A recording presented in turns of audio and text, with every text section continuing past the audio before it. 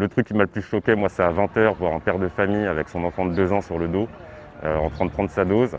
Mais vraiment, c'est l'enfer, alors que le quartier vraiment pourrait être magnifique. C'est une zone de non-droit, où vraiment la violence, la drogue, le deal, sont les dieux.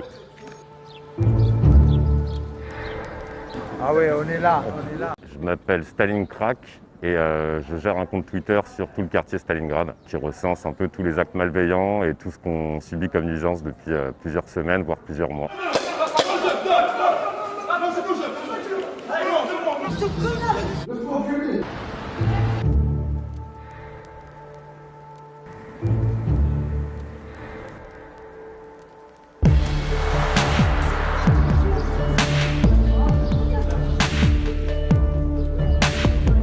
Ça te dit la vie. C'est assez impressionnant. Et quand vous avez par exemple là, vous voyez quelqu'un qui est en train de pisser, c'est quotidien quoi. Et donc on n'en peut plus. S'il te plaît! Ils ont pris celui-là, ils ont pris l'autre.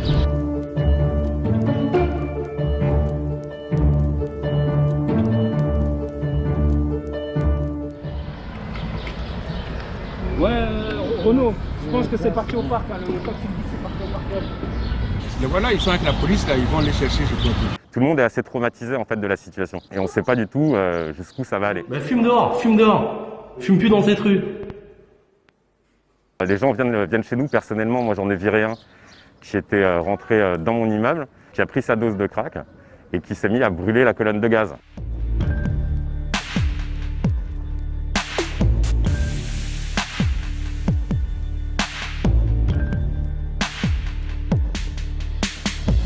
La violence ne fait qu'augmenter d'un cran.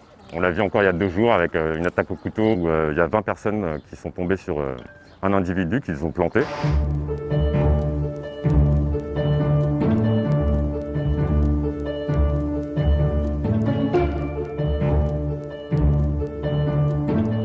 Et on se demande qu'est-ce qui va se passer encore? Est-ce qu'il faut un drame pour que les pouvoirs publics agissent? Les riverains sont en droit d'être exigeants et d'être impatients vu l'enfer que nous subissons sur ce quartier. Il y a une grosse poussée de fièvre et on a atteint un niveau de fièvre qui, à mon avis, relève d'une intervention d'urgence. On a une situation qui est en effet très préoccupante. Ça fait des mois que j'interpelle et que nous interpellons les plus hautes autorités de l'État, le ministre de l'Intérieur. J'ai interpellé à plusieurs reprises à la tribune du Conseil de Paris le préfet de police pour l'alerter sur cette situation.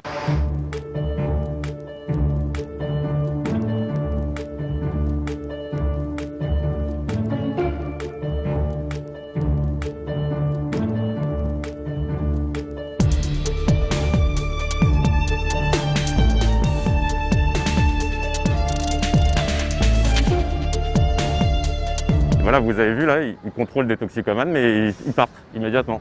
On ne comprend pas du tout, nous. Et là, voilà, ça deal. C'est déplacer le problème. On est vraiment abandonné, on doit se débrouiller seul. La police fait de son mieux, mais quand on vous dit qu'en fait, on ne va pas se déplacer pour des toxicomanes, parce qu'en gros, c'est 4 heures de procédure au commissariat, la plupart n'ont pas de papier, voilà, il n'y a pas de solution en fait. Et ici, voilà, ça peut arriver qu'il y ait 200, 300 personnes qui sont là.